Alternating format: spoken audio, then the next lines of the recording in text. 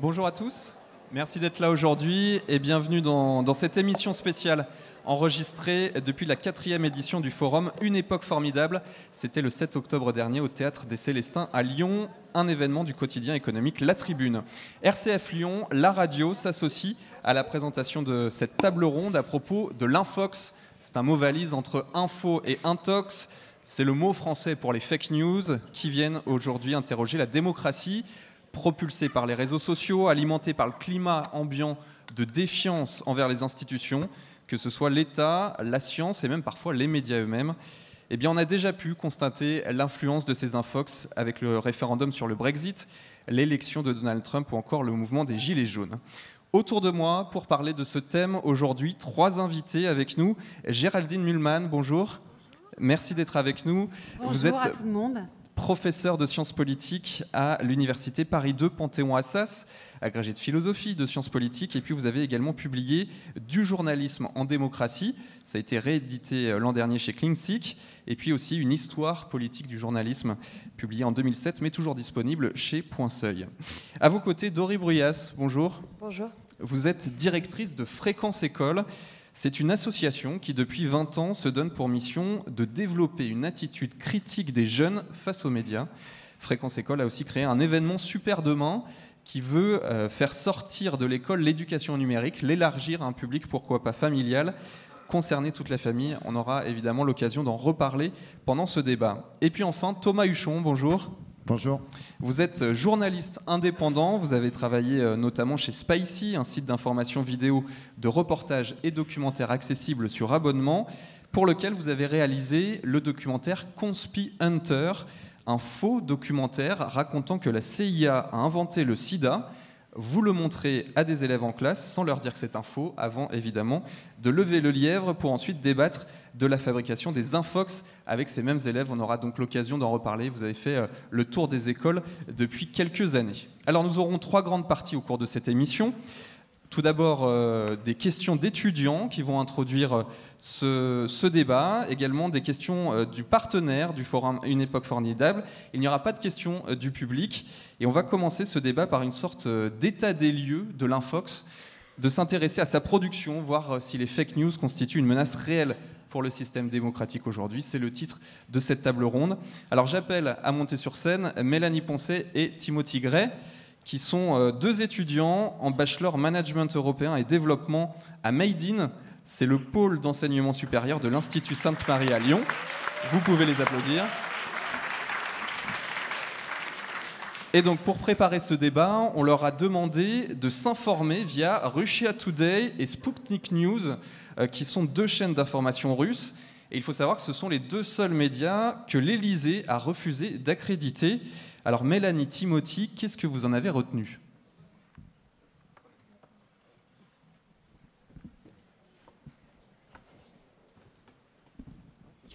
Alors bonjour à tous. Je vais vous parler de Sputnik. Donc, c'est une agence de presse multimédia créée en 2014 par le gouvernement russe. Ils sont considérés aujourd'hui comme une arme de propagande et c'est pour ça qu'ils n'ont pas l'accréditation auprès de l'Élysée. Bonjour, donc moi je vais vous parler donc de RT, ce qui est l'abréviation de Russia Today, qui a été beaucoup critiqué par des personnalités et médias occidentaux et aussi comme vous l'avez dit, n'a pas été accrédité par l'État et la République en marche. Voilà. Alors ça fait une semaine que je suis l'actualité française à travers Sputnik. J'ai été influencée malgré moi par leur journal, non pas par leur contenu, mais par leur forme. C'est-à-dire que sur 20 articles à la une, il y en a 14 qui contiennent des titres négatifs, donc avec les mots mort, mensonge, tribunal, et j'en passe. Donc c'est avec toute cette forme et cette accumulation d'informations qui n'est pas forcément pertinente que j'ai été influencée à croire et à penser que la France est vraiment en mauvaise posture, si je peux le dire comme ça. Alors pour ma part, je vais vous parler de 3 événements majeurs qui se sont passés au cours de cette semaine.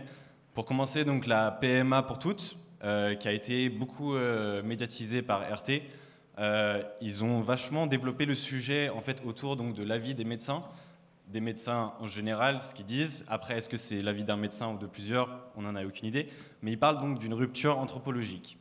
Le deuxième événement, c'était la manifestation d'Hong Kong, donc, qui date depuis très longtemps. Donc cette information et l'information que RT nous donne autour de cet événement est vachement d'un avis politique, de sources politiques, et donc on n'a pas forcément l'avis social de ce qui se passe. Et en troisième, le budget de 2020 pour la police, qui en fait, RT nous disent finalement qu'il y a une manipulation autour de ce budget pour finalement qu'il n'ira pas aux agents du terrain, mais finalement à la bureaucratie de la police. Donc pour répondre à la question que vous nous avez donnée, je pense qu'en termes de médias, on n'a pas été très influencé, enfin notre avis n'a pas changé, enfin personnellement pour ma part, mais au niveau de l'information, oui, on sent une réelle différence. Donc avec cette semaine, on a une question à vous poser, c'est comment déceler les infox aujourd'hui, nous en étant jeunes, ou même à tout public. Voilà. Merci à vous. Donc voilà, ça va lancer le débat. Effectivement, ce qu'ils nous disaient, ces deux étudiants, c'est que, finalement, on ne voit pas très bien ce qui est différent. On parle de titres tragiques, de la mort, etc. Mais finalement, on pourrait regarder lemonde.fr et tomber là-dessus. Comment déceler les infox? Ce sera la première question. On va commencer avec vous, Géraldine Hunnemann. Alors, c'est la question que se posaient, ça va vous surprendre que je dise ça, les reporters du 19e siècle. Car il ne faudrait pas croire que nos questions sont absolument nouvelles. La rumeur, elle fonctionne depuis très longtemps. C'est un travers de l'esprit humain d'inventer des choses, d'y croire soi-même très fortement et de présenter ces choses comme du vrai. Les rumeurs ont toujours fait partie des sociétés humaines. Lorsque la notion de fait et d'info, de news en anglais, lorsque ces notions sont nées aux États-Unis dans la deuxième moitié du XIXe siècle, l'un des enjeux était de tordre le cou aux rumeurs. Je donne toujours un exemple très parlant. Une reporter qui est devenue une énorme star à l'époque à New York, c'était un pseudonyme Nellie Bly, en 1887 a proposé à Joseph Pulitzer, qui dirigeait le plus grand journal de New York, le New York World, et qui a donné son nom, vous le savez, au plus grand prix de journalisme des États-Unis. Elle lui a proposé d'aller vérifier une immense rumeur qui traînait à New York, et franchement, tout le monde y croyait, qui était, il y a un asile psychiatrique pour femmes à Blackwell Island, juste un petit peu plus loin, au large de Manhattan. Il s'y passe des choses horribles, mais en même temps, qu'est-ce qu'on mettait dans ce horrible? Des mauvais traitements. Bon. Même Charles Dickens, quand il a fait son voyage aux États-Unis, avait mis dans ses notes de voyage quelque chose sur Blackwell Island. Personne n'y avait jamais mis les pieds. Et elle a dit, je vais me faire interner pour folle, je vais me faire passer pour folle, être internée, et je vais dire ce qu'il y a là-dedans. Ce qu'elle a fait, en demandant à ses copains reporters de la sortir quand même au bout de 15 jours. Et elle a raconté effectivement des mauvais traitements. Mais tout d'un coup, c'était plus des rumeurs, c'était vrai. C'était beaucoup plus matériel et concret que les fantasmes habituels. C'était des bains pris à plusieurs, des façons de les nourrir, des insultes, mais elle a raconté. Autrement dit, et puis ça a été un énorme livre, et puis ça a conduit à la fermeture de cet asile. Autrement dit, la notion de fait, elle est délicate, parce que vous savez qu'un fait, tous les policiers savent cela, les journalistes aussi, mais finalement aussi les gens qui étudient l'histoire, un fait, ça se casse, ça disparaît. C'est un document, c'est une donnée sensorielle en général, que vous pouvez vérifier avec vos yeux, votre bouche, s'il faut goûter une purée dégueulasse qu'on vous sert dans un asile immonde, après tout, avec vos doigts, avec vos oreilles, ça s'écoute, etc. Donc en fait, un fait, c'est lié à nos corps. Et la figure du reporter, telle qu'elle est née, ça a d'abord été un personnage qui se rendait sur place en considérant qu'il avait un mandat donné par le peuple, qui était d'y aller avec son corps, et que si le peuple avait un corps pour aller se rendre partout, eh bien, il verrait, il sentirait exactement ce que le reporter va ressentir sur place. Il faut quand même rappeler, ça c'est la base du métier, en tout cas du journalisme moderne, qui a voulu créer de l'information, et pas seulement de l'opinion, des idées. Il y a plein de choses super dans les journaux, et puis les Lumières, mais ça c'est autre chose. Bon, et c'est du narratif. C'est extrêmement fragile, pour 1000 raisons. Parce qu'évidemment, cette personne qui ressent des choses, pour vous qui est reporter, il a aussi une subjectivité. Donc vous allez dire, ouais, bon... Mais vous savez, il y a eu toute une réflexion dans l'histoire du reportage qu'on connaît mal. Les reporters ont essayé de donner une sensation universelle, c'est-à-dire en essayant de faire abstraction, c'est ce que demandaient les Pulitzer et autres patrons de presse. Ils disent, je me fiche de vos opinions, vous oubliez ça. Je veux savoir ce que vous sentez, touchez, entendez. Essayez d'avoir une sorte de corps universel. Donc il y avait un travail là-dessus, évidemment imparfait, évidemment problématique, et un travail qui était fondé sur la confiance. Il fallait que ce mandat dont j'ai parlé, qui était un mandat qui existait, vous savez, les reporters du 19e, parfois il y avait un fait divers, la police ne laissait pas entrer. On a un exemple, que moi je trouve intéressant, célèbre, d'un reporter au bout de la queue qui a sorti non pas sa carte de presse, que ça n'existe qu'en France, mais son affiliation à un journal, et il a dit « Laissez-moi passer, I am on public duty ». Je suis là pour le devoir du public, j'ai une mission. Mais cette chose-là, tant que ça marche, on peut interroger toujours ce que raconte le reporter. Et puis, la rumeur, elle peut toujours bosser pour vous faire des choses qui ressemblent à des faits, hein, bien évidemment.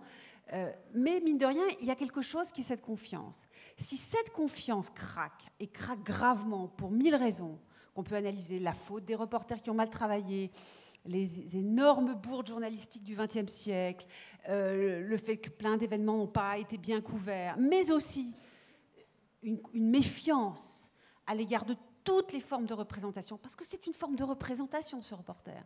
Et cette espèce de maladie moderne qui fait qu'on ne croit plus rien et plus personne, avec cette certitude qu'on nous ment et que tout est complot parce que ces gens font partie des élites, ce qui est en partie vrai, mais en partie faux aussi. Hein. Un reporter ne fait pas toujours partie de l'élite. Si ce lien va mal, alors tout est possible. Et si en plus vous ajoutez les nouvelles technologies qui font que vous avez des rumeurs fabuleusement bien faites, et des journalistes qui essayent de démentir en rappelant les règles, ces pauvres règles, j'ai vu, j'ai senti, j'ai entendu. Moi, avec mon corps, je vous dis que c'est pas vrai. Vous voyez à quoi elle ressemble, cette pauvre règle. Si on n'a pas confiance en lui, et si on a des nouvelles technologies qui fabriquent du faux fait en permanence, ça se passe mal. Donc pour moi, c'est le résultat, l'Infox, puisque c'est comme ça que vous la nommez aujourd'hui, c'est le résultat d'une longue histoire que j'appellerais un peu la vengeance de la rumeur, dans des conditions historiques complexes où il y a eu une sédimentation de couches qui ont favorisé cette vengeance. Donc en fait, les technologies auraient, dans le match contre la vérité, permis le développement des Infox. Surtout le problème de la confiance. Et justement, voilà, on va rebondir là-dessus avec vous, Doré Bruyas. Donc avec Fréquence École, votre structure, votre association, vous faites de l'éducation aux médias depuis 20 ans. Donc des élèves, des jeunes, vous en avez vu un bon nombre depuis 20 ans. Cette histoire de la confiance, comment ça rebondit pour vous ? Alors, c'est une excellente question. Je pense que c'est une très jolie introduction. Ce qu'il y a de vrai, c'est que nous, au sein de Fréquence École, en tant que structure dont le métier est l'éducation aux médias numériques, et je rajoute volontairement numérique, la première chose que nous, on fait, c'est qu'on a décidé, en tout cas, de ne plus parler de vérité. On se dit, OK, tout est subjectif. A priori, tout l'est. Donc, on ne va pas évoquer le fait qu'il y ait des vérités. Après, il y a des manières aussi, parfois, d'argumenter et en effet de présenter des choses. Je vous donne un exemple. On a fait un programme d'intervention dans le cadre d'un financement de la préfecture en lien avec la lutte contre la radicalisation dans des collèges dits extrêmement sensibles, de zones extrêmement sensibles aussi. Ce qu'il y a d'intéressant quand même, c'est d'envisager que la question de la lutte contre la radicalisation ne peut se passer que dans des zones sensibles. En tout cas, notons-le. La deuxième chose, c'est qu'il s'agissait d'intervenir auprès de collégiens. Et au départ, c'est quand même intéressant de se dire, c'est un peu d'actualité, hein, profitons-en, dans le cadre de la lutte contre la radicalisation, donc, l'objectif est d'intervenir auprès de la jeunesse pour leur montrer en fait qu'ils sont manipulés, qu'ils sont face à des fausses informations, potentiellement, et que ces informations leur font prendre des mauvaises décisions, en particulier la radicalisation.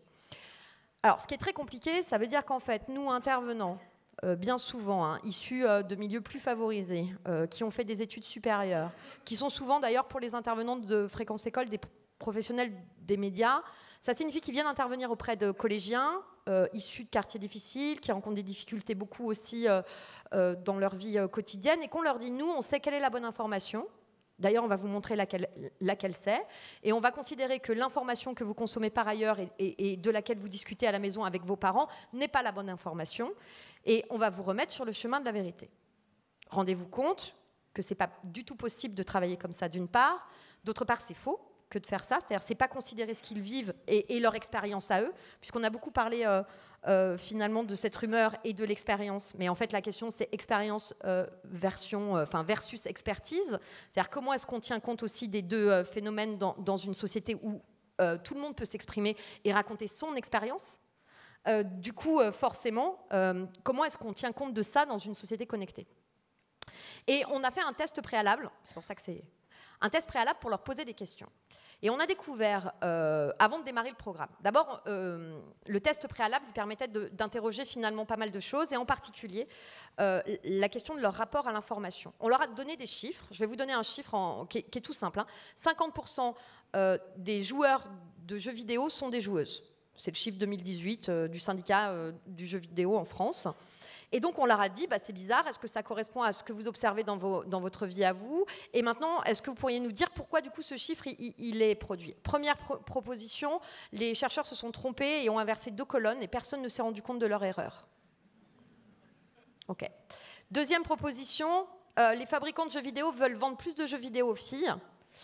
Et donc, du coup, ils ont payé des jeunes filles pour mentir du coup sur les réponses, pour pouvoir potentiellement afficher ce chiffre-là.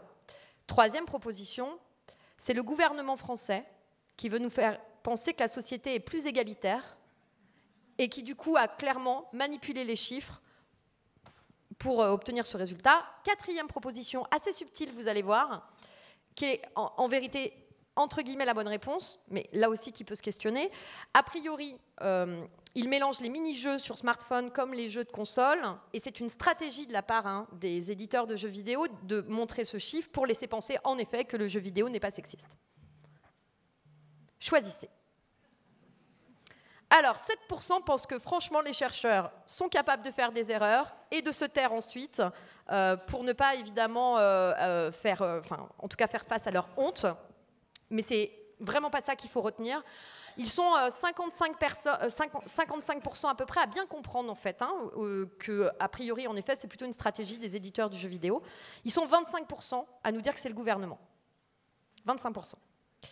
On a fait un deuxième test sur un autre truc, c'était sur le nombre d'accidents de la route dans les virages et les lignes droites, etc. Enfin, vous voyez la même. Ils sont encore 25% à nous dire que c'est les gouvernements qui cherchent à détourner l'attention des Français des vrais problèmes que sont le chômage, etc. Du coup, ça veut dire qu'en fait, le problème de ces adolescents, enfin, si problème il y a, ça n'est pas tellement la confiance dans l'information.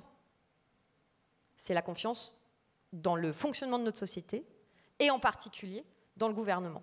C'est-à-dire qu'on dépêche des associations d'éducation aux médias numériques, et c'est génial, parce que du coup, nous, on a plein de trucs à faire avec ces jeunes-là, pour régler un problème, en fait, de confiance dans l'institution. Ce qui signifie que oui, l'éducation aux médias numériques peut faire beaucoup, mais elle n'est pas là en particulier pour essayer de dire à des jeunes que oui, ils peuvent avoir confiance dans le monde dans lequel on vit et qu'ils vont s'en sortir et que non, la discrimination n'existe pas et que oui, ils ont toutes leurs chances et que, alors qu'on sait très bien qu'en effet, quand on vient de REP+, d'un des quartiers les plus sensibles de la métropole de Lyon, on ne part pas tout à fait avec les mêmes chances dans la vie. On va revenir évidemment sur cette question de comment l'éducation, de façon générale, peut répondre à ces enjeux d'aujourd'hui. Mais avec vous, Thomas Huchon, j'aimerais aborder un peu les coulisses, les algorithmes Facebook. Vous vous êtes plongé un peu dans cette aventure-là pour voir comment, dans cet état des lieux qu'on est en train de faire, comment les réseaux sociaux favorisent l'émergence, ou en tout cas la propagation de fake news. Expliquez-nous un peu l'expérience que vous avez menée et ses conclusions. Alors, pardon. Juste avant d'expliquer cette expérience, j'ai juste, moi aussi, fait un tout petit retour dans le temps. On est allé jusqu'au 19e siècle pour dire que toutes ces histoires de fausses informations existaient déjà. Je vais vous lire une phrase écrite par Voltaire à la fin du 18e siècle. Les honnêtes gens qui pensent sont critiques, les malins sont satiriques, les pervers font des libelles. Les libelles étaient des textes qui expliquaient que Marie-Antoinette, par exemple, mangeait des enfants au petit déjeuner et qui n'étaient pas signés, et donc qui étaient des fake news de l'époque. Tout ça pour dire que ce n'est absolument pas nouveau et que ce phénomène existe depuis très longtemps. Et dire aussi quelque chose, c'est qu'on parle beaucoup de la confiance, que ce soit dans nos institutions, dans les grands médias d'information, dans la société en général. Et on oublie bien souvent une règle qui vaut aussi pour nos relations amoureuses, c'est que la confiance, ça ne se donne qu'une seule fois. Et que... Ça dépend des relations amoureuses. Ouais. En tout cas, si elle était cornée, c'est plus compliqué ensuite. Bah, écoutez, dans ma relation amoureuse avec le public français, dans mon travail de journaliste, je pense qu'il vaut mieux ne pas perdre cette confiance. On va essayer de ne la donner qu'une seule fois. Mais qu'est-ce que ça veut dire ? Ça veut dire que finalement, notre rapport à tout ce qui constitue l'information et qui devrait être rationnel est en fait beaucoup moins rationnel qu'on l'imagine. Qu'il est beaucoup plus lié à nos émotions, à nos idéologies, à nos pensées, voire même à nos croyances. Et donc, quand on a posé un petit peu ce panorama-là autour du monde de l'information qui doit être justement très sérieux, presque analytique, un peu comme une enquête de police, eh ben on se rend compte que c'est très différent. Et on a aussi parfois une espèce de vision un peu idéaliste, un peu idéalisée, du journaliste comme un preux chevalier qui se battrait pour la vérité. Ne vous trompez pas, nous sommes des marchands de tapis comme les autres. La seule chose, c'est que notre tapis, c'est cette espèce d'information sur laquelle on place cette relation de confiance. Et quand elle est brisée, eh ben, notre économie tout entière, l'économie de l'information, se casse la gueule. C'est un peu ce qui se passe dans notre pays depuis une trentaine d'années, où ce lien de confiance entre le public et les professionnels de l'information s'est distancié, distendu, et c'est même rompu pour une grande partie de nos concitoyens aujourd'hui. Les chiffres du Cevipof sont assez inquiétants là-dessus et montrent bien que la profession de journaliste est très critiquée dans notre pays et qu'on lui accorde assez peu de confiance, parfois moins de confiance qu'aux hommes politiques dont nous ne faisons que répéter les bêtises dans nos journaux. Mais quand on en est arrivé à dire ça, ben, il faut quand même essayer de comprendre comment est-ce qu'on pourrait changer les choses. Il se trouve que l'un des enjeux, c'est l'éducation. C'est un enjeu énorme sur lequel toute la société française doit se mobiliser. Pas forcément pour des raisons idéalistes, mais pour des raisons extrêmement pragmatiques. Le fait que tous nos concitoyens soient capables de lire l'information, de la décrypter, de la comprendre, eh ben, c'est ce qui va nous permettre de créer un espèce d'espace commun. On va prendre cette table-là qui est entre nous, qui est entre vous et nous, et sur cet espace commun, on va essayer de mettre les faits. Les faits, c'est ce qui nous permet de discuter, de débattre, et à la fin de l'histoire, ça nous permet aussi de vivre ensemble. Le problème, c'est que pour accéder à cette table, on passe tous par de nouveaux outils, comme ce petit téléphone que j'ai dans ma main, enfin ce grand téléphone, parce qu'ils sont très grands maintenant. Et sur ces outils, on a l'impression d'être beaucoup plus libre et d'aller nous-mêmes chercher une information très particulière qui nous correspond et tout, alors qu'en fait, c'est pas exactement ça. Et il y a de très nombreuses expériences, études qui le montrent depuis une dizaine d'années. Les réseaux sociaux ont profondément changé notre manière d'accéder à l'information. Il y a 15 ans, Facebook, ça n'existait pas. Aujourd'hui, ils ont plus d'adeptes que le christianisme. Et je vous garantis un truc, on va beaucoup plus souvent sur Facebook qu'on allait à l'église auparavant. Et Facebook en sait beaucoup plus sur vous que votre confesseur de l'époque, à qui pourtant vous alliez confier vos secrets les plus intimes. Et tout ça, ça modifie énormément de choses.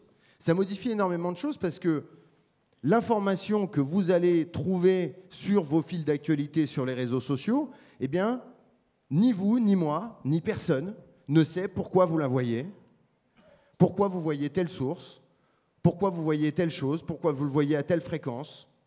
personne n'a aucune forme de transparence sur ces algorithmes, ces formules mathématiques complexes qui régissent tous ces univers numériques dans lesquels nous passons le plus clair de notre temps éveillé aujourd'hui. Eh bien, personne n'a la moindre idée de comment ils fonctionnent. Ces algorithmes ne sont régis par aucune forme de groupe représentatif de l'intérêt collectif et citoyen, ne sont régis par aucun parlement ou presque, ni par aucune grande institution internationale qui permettrait d'y voir un petit peu plus clair. Et donc, je crois que l'un des vrais enjeux, j'ai juste terminé ma phrase, l'un des vrais enjeux, plutôt que de dire comment est-ce qu'on va lutter contre la fake news, eh ben, ça serait d'arriver à faire de la transparence sur ces très grandes entreprises qui, sans être les producteurs de la fake news, en sont les responsables de leur diffusion et qui, rappelons-le, ne payent pas d'impôts et ne respectent pas les lois de nos pays. On n'a pas idée précisément de la recette de l'algorithme, mais en tout cas, il y a des constats, c'est-à-dire que finalement, quelqu'un de droite, dans son newsfeed sur Facebook, aurait plutôt des publications qui n'iraient pas à l'encontre d'une vision de droite de la société. Est-ce que vous l'avez constaté, ça, avec votre expérience ? Oui, c'est quelque chose qu'on a pu constater, mais au-delà du film Conspirator dont vous avez parlé en introduction, j'ai réalisé un autre film sorti en juin dernier qui s'appelle La Nouvelle Fabrique de l'Opinion et qui était une expérience pendant les dernières élections européennes, avec des étudiants en journalisme de l'école de Sciences Po. On a créé 6 profils sur Facebook de fausses identités. Chacun de ces profils politiques ces profils Facebook avait une affiliation politique. On avait un gilet jaune, un insoumis, un Génération PS, Glucksmann, je ne sais pas trop qui il était, à la fin ils ne savaient plus non plus qui ils étaient eux-mêmes. Un Macron, un Les Républicains et un Rassemblement National, je me perds toujours. Et du coup, on a suivi pendant 90 jours, les 3 derniers mois de la campagne européenne, non pas comment les partis faisaient campagne sur Internet, mais ce que Facebook faisait remonter comme type d'information pour nos 6 profils. Et là, effectivement, c'est très particulier. On a systématiquement, dans tous les univers, un appel à l'émotion, à la violence. Tout va dans le même sens ou dans l'idée de créer soit une forme d'adhésion très forte, soit de rejet très fort.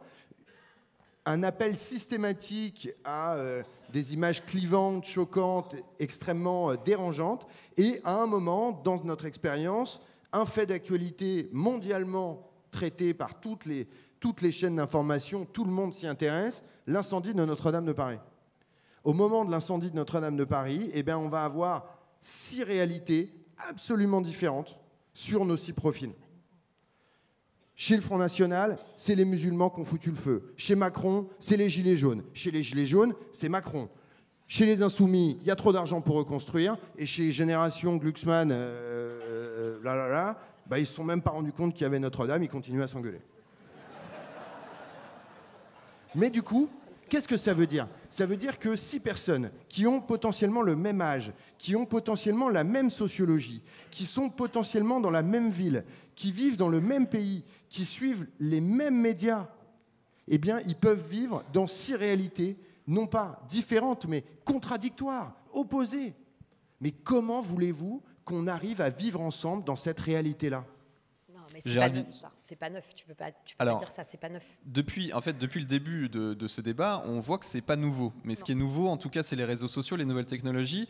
Géraldine Mühlmann, pour vous, quelle est la responsabilité des réseaux sociaux dans cette défiance généralisée aujourd'hui face aux infos présentées comme vraies ? Moi, spontanément, j'ai du mal à accuser une technique toute seule. C'est une technique de communication, mais aussi d'information au passage. Je parle de l'Internet, du numérique. Tous les chercheurs, moi je dois tous les jours au numérique des choses, la facilité d'accès à des sources dans une bibliothèque au bout du monde, non seulement l'accès au catalogue, mais l'accès parfois aux documents. Je pense que la technique elle-même, on ne peut pas en faire un vice en soi. Je préfère dire ce que j'ai dit tout à l'heure, qui me paraît avoir utilisé les réseaux sociaux plus qu'être né des réseaux sociaux. Il y a une méfiance installée maintenant depuis assez longtemps dans cette méfiance, les journalistes ont aussi une part de responsabilité, mais elle les déborde complètement, qui est que celui qui était, au départ, je reprends la métaphore de tout à l'heure, on public duty, au service du public. Ça s'est construit comme ça, la figure du reporter, la figure du journaliste. Je vais chercher les faits, je vais vérifier, je vais au bout du monde, vous ne pouvez pas y aller, vous avez vos vies privées, professionnelles, je vais le faire pour vous. Vous pouvez me faire confiance, c'est mon métier. Cette relation-là est en crise profonde, tout le monde le sait depuis très longtemps. Il y a des raisons complexes, par exemple le fait que ça n'a pu vraiment marcher que dans des pays où la presse s'est installée comme un contre-pouvoir. Or, chez nous, il y a souvent eu des soupçons de connivence avec le pouvoir, et cette notion de contre-pouvoir était moins claire. Donc on se disait, mais ah ouais, c'est pour ça que ça vous sort, on vous sort ça tout de suite, le gouvernement. C'est-à-dire, le gouvernement est partout, même là où il ne devrait pas être. Il y a eu surtout les belles bourdes journalistiques. Je pense à, évidemment, ceux qui étaient nés, l'épisode de Timisoara en 89, où un charnier qui était complètement fake a été validé par des journalistes du monde entier, surtout par ceux qui n'étaient pas sur place, parce que je rappelle toujours qu'il y avait un journaliste de Libé qui était sur place, qui s'est fait engueuler par sa rédaction parce qu'il disait qu'il y avait au plus 80 morts et que c'était quand même bizarre. Ils avaient l'air de sortir de la morgue parce qu'ils étaient tout ouverts et recousus. Et qu'on lui dit, mais t'es complètement fou, mais il y a des milliers de morts, mais il n'y a qu'à lire le Washington Post. Et lui dit, oui, mais moi je suis là, je suis en Roumanie, c'est bizarre. Bon.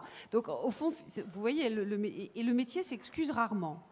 Il dit rarement, excusez-moi, j'ai fait une bêtise, on s'est trompé, c'est grave. C'est grave parce que la confiance ne donne qu'une fois. Ça peut se rabibocher un peu, mais ce rapport-là qui exige de reconnaître quand on s'est trompé, il est mal installé, il a toujours été mal installé à la décharge du métier. Le métier est très attaqué, y compris par les pouvoirs. Donc c'est aussi pour cela que quand lui, en tant que pouvoir, fait des erreurs, il a du mal à se mettre dans cette situation qui lui apparaît comme une situation de faiblesse, alors qu'en vérité, nous savons tous que la plus grande force est de savoir dire pardon. C'est une façon d'humaniser, de dire, bon, je ne suis pas mis en question profondément, mais je peux faire des erreurs. Donc il y a tout un tas de choses. Quant au numérique, là, c'est plutôt l'enseignante qui va vous parler. Ce qui, moi, m'affole depuis quelques années un peu, même si j'essaye de modérer, d'éviter de généraliser mon expérience, c'est que je pense que le fond du problème, c'est la confiance, le complotisme, c'est ça le fond du problème. Mais le fond, disons, de cette petite chose qui vient s'ajouter et qui est souvent là, c'est c'est qu'on ne sait plus bien ce que c'est qu'un fait. C'est-à-dire que quand je demande à un exposé à un étudiant de sciences politiques, sur un auteur par exemple, je vais, au lieu qu'il lise le livre, je vais me taper tous les commentaires, pas toujours les plus intelligents du net, jusqu'à parfois, sur des auteurs importants et des textes célèbres, entendre une fake news totale, qui est démentie immédiatement par le texte que je leur ai distribué. Immédiatement démenti. Mais ils sont allés sur Internet chercher sur des sites de commentaires quelconques, sans se demander qui était la source, c'est-à-dire le b.a.-ba, non pas seulement du journalisme, mais de la recherche, c'est-à-dire de savoir qui a donné l'information, à partir de quelle source, à partir de quel rapport à un document. Il y a des données quand même. Finalement, ça n'est plus très clair. Donc ça, c'est vrai que ça m'inquiète parce que j'essaie de leur dire de temps en temps, vous faites de la recherche, mais comment vous allez récolter vos données sur des mémoires? C'est typique, je vais les regarder sur Internet. Bon. Et je leur dis, mais attention, parce qu'il y a quand même des règles, un fait virtuel est peut-être un vrai fait, mais vous devez mettre en œuvre des techniques de vérification. Donc ça, c'est vrai qu'il y a une habitude de la virtualisation du monde, en vérité, qui fait que d'ailleurs la plupart des textes, moi je suis très inquiète sur l'avenir des textes, c'est-à-dire que bientôt on va nous faire dire à Descartes et Kant à peu près le contraire de ce qu'ils ont raconté. C'est déjà à peu près en cours sur Nietzsche, puisqu'on l'accuse en général d'être l'inventeur des fake news, maintenant c'est le nouveau truc. Enfin je veux dire, on ne lit plus. C'est-à-dire qu'on fait dire... Bon, ça, c'est un autre problème. Il serait moins grave s'il n'était pas soutenu par cette méfiance fondamentale, parce que vous comprenez bien qu'elle est là vis-à-vis de l'enseignant. Aussi, elle est là vis-à-vis... Parce que qu'est-ce qu'on est, nous? On est des représentants d'un certain savoir. Des intermédiaires, finalement. On peut se tromper, d'ailleurs. C'est très important de dire aux étudiants quand on s'est trompé. Quand on a fait une erreur dans la réponse, c'est pas tout à fait ça qu'a dit l'auteur, etc. Bon. Et donc, il y a un certain nombre de transmetteurs très différents qui ne sont plus crus, quelque chose qui ne va pas. Pour moi, c'est le fond du problème, cette atmosphère. Et ça pose la question de l'éducation. On va en venir à notre deuxième partie et je vous propose qu'elle soit introduite, cette deuxième partie, par une question de Valérie Théron qui nous pose cette question par vidéo.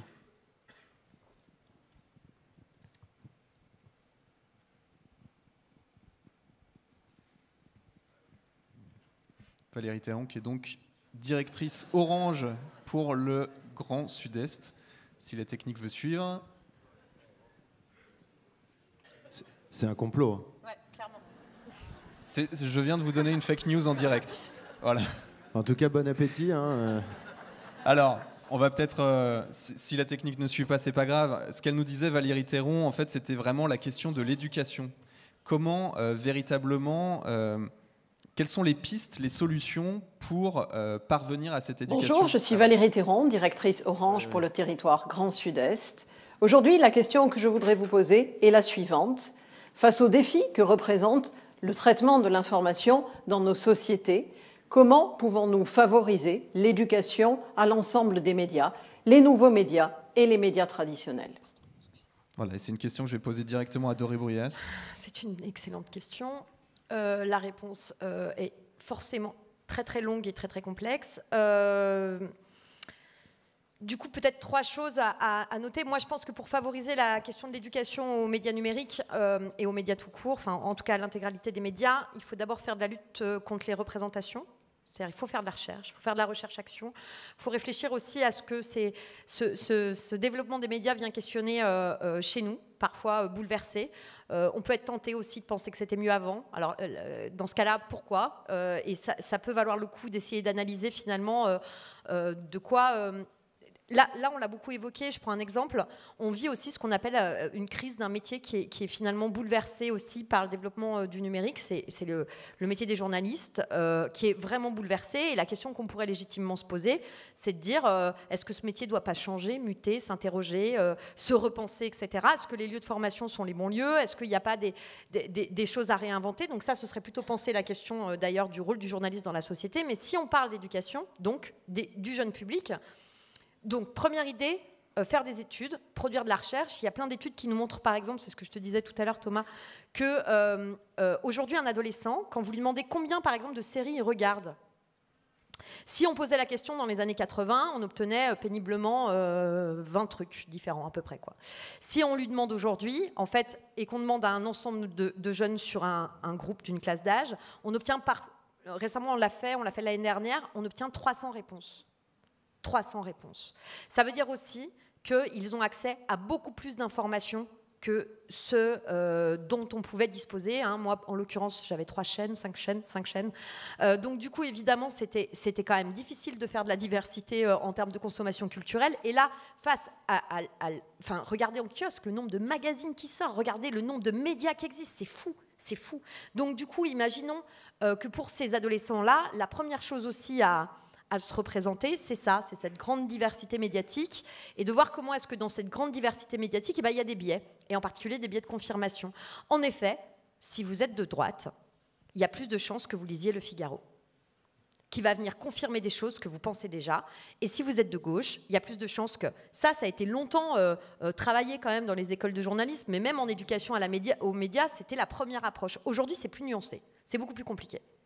Parce que savoir exactement ce média, par qui il est tenu, quelle est l'intention de ce média, quel est son modèle économique, etc. Par contre, moi, je continue de penser quand même qu'on a des biais de confirmation qui font qu'on va aller évidemment chercher l'information qui nous va bien. Et peut-être la troisième chose à dire, c'est qu'il faut développer des compétences techniques.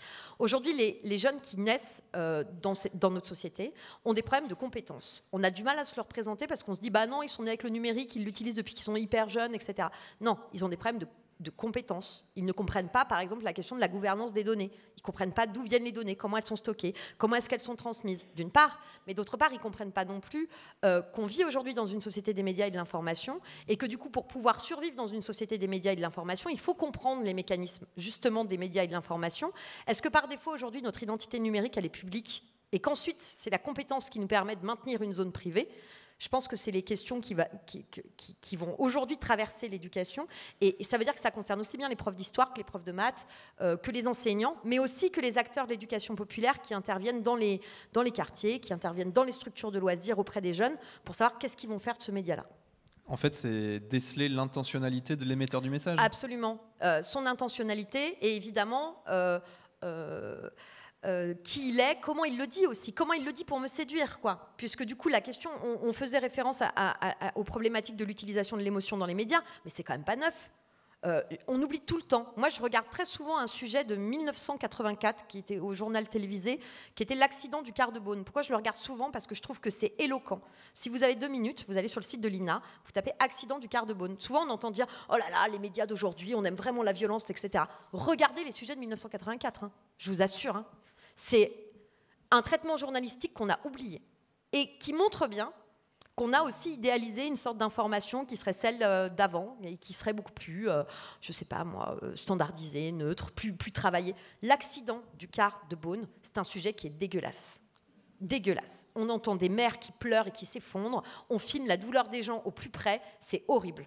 Et en même temps, à l'époque, c'est fait par des journalistes absolument encartés pour une télévision publique, etc. Donc, comment est-ce qu'aussi on pense cette place de l'information dans nos vies aujourd'hui et comment est-ce qu'on apprend aussi à relativiser l'information, à en effet croiser ses sources. Peut-être un dernier truc que je veux dire, il y a un ouvrage qui est sorti dont vous avez certainement entendu parler qui s'appelle « La fabrique du crétin digital » de Desmurger, c'est le moment où je le dis. Cet ouvrage, par exemple, c'est un ouvrage scientifique. Ce monsieur, a priori, il a un doctorat, donc il y a un HDR, donc quelqu'un qui était habilité à diriger des recherches doctorales, qui lui a donné son doctorat, enfin pas que, il y avait un jury, etc. Je ne comprends pas encore comment c'est possible, très honnêtement, car quand vous lisez cet ouvrage, si vous avez 2 minutes vraiment, vous allez voir ce qu'est le biais de confirmation. C'est-à-dire c'est quelqu'un qui a une thèse et qui utilise des données qui existent pour venir confirmer une thèse sans entreprendre une démarche plus complexe et critique de son travail de chercheur. C'est pour vous dire que ce truc, ça a été relayé de partout, parce que c'est un chercheur, et qu'on ne questionne pas la légitimité du travail de Desmurger. Moi, je le questionne parce que c'est mon métier. N'empêche que ce que ça vient dire aussi, c'est que l'information, ce sera toujours un truc dont on débat, et c'est une bonne chose d'envisager de le débattre. Et moi, je refuse de penser que parce que monsieur a un doctorat, ce qu'il raconte, c'est vrai. Thomas Hichon, peut-être un mot sur l'approche qu'il y avait derrière Conspi Hunter, donc ce faux documentaire, où vous démontriez par A plus B, peut-être, que la CIA avait inventé le sida. Quelles étaient les réactions des élèves? Et encore une fois, quelle approche derrière tout ça? Mais, en fait, effectivement, je crois qu'il y a un vrai besoin de la société française en termes d'éducation aux médias. Et il y a un besoin pour les journalistes professionnels de sortir de leur bulle médiatique et d'aller sur le terrain, déjà, d'une part, pour faire corps avec l'information et pouvoir la dire telle qu'on la voit. Je fais juste une toute petite parenthèse. Quand on parle de fake news, on revient souvent au 11 septembre et aux théories du complot autour du 11 septembre. Thierry Messant, qui expliquait qu'il n'y avait pas d'avion qui s'était crashé dans le Pentagone, par exemple, ne s'est jamais rendu aux États-Unis, ce qui était quand même un élément qui aurait dû alerter les lecteurs sur le fait qu'il disait peut-être pas que des trucs vrais. Voilà, Monsieur Messant est aujourd'hui conseiller en communication pour Bachar el-Assad en Syrie. Vous verrez que son parcours de journaliste brillant a été réussi de A à Z. Dire une petite chose, qu'on a commencé cette discussion en parlant de Russia Today et de Sputnik.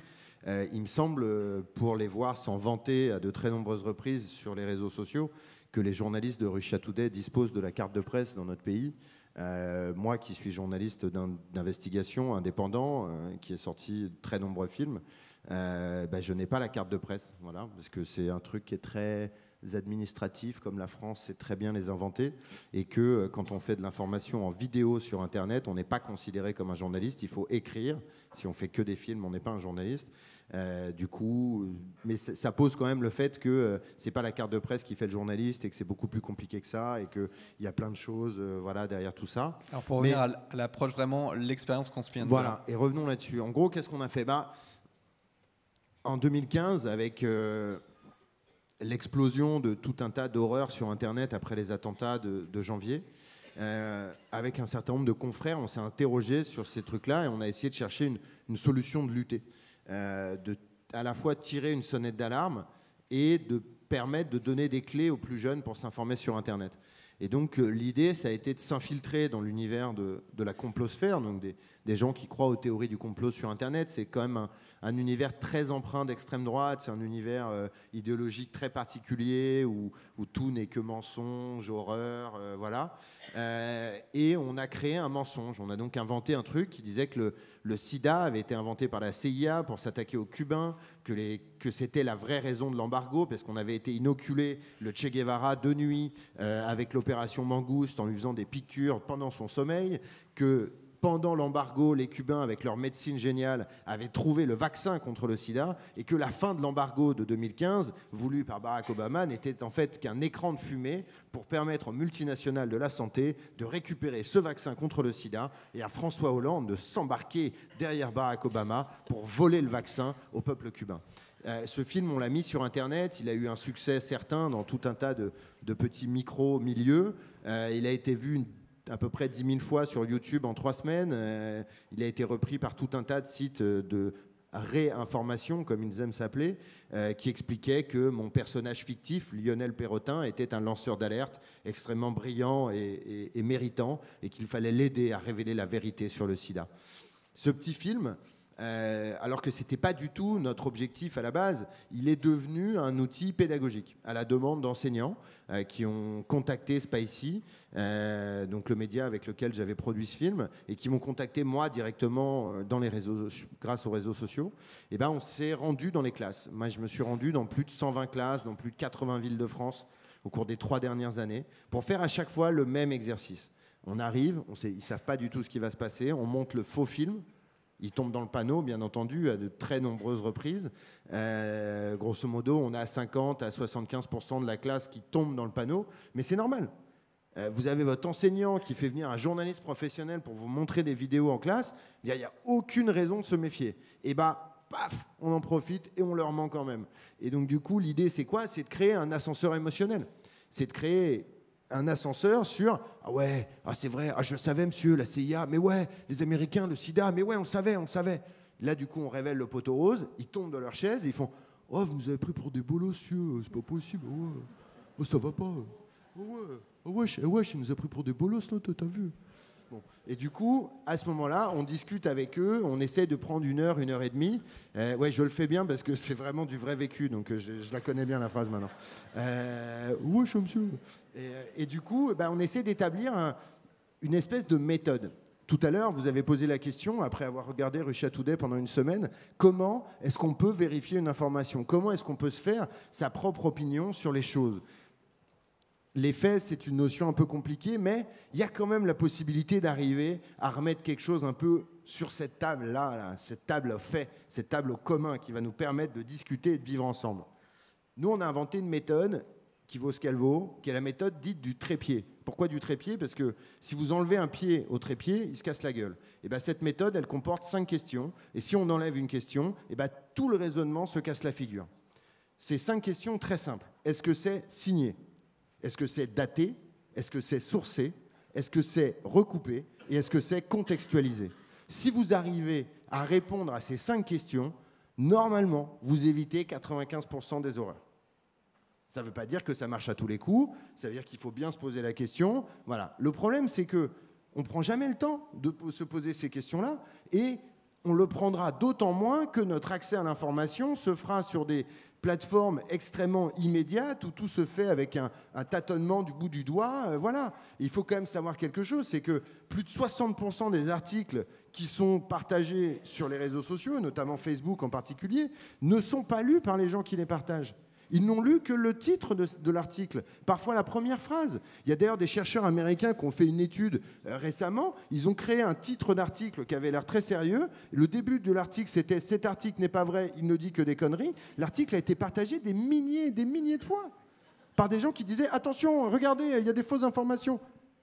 Mais donc du coup, il y a un moment, on pourra imaginer tout un tas d'outils techniques et tout. Il n'y aura jamais de machine à penser, il n'y aura jamais de machine à réfléchir. Il va falloir équiper les cerveaux, et pour équiper les cerveaux, il va falloir aller à l'école, aider les plus jeunes. Mais on va quand même dire un truc, parce que là, je vois pas mal de jeunes au 1er, au 2e étage, et ils doivent un peu avoir les oreilles qui sifflent à force de nous entendre dire qu'ils ne savent pas s'informer.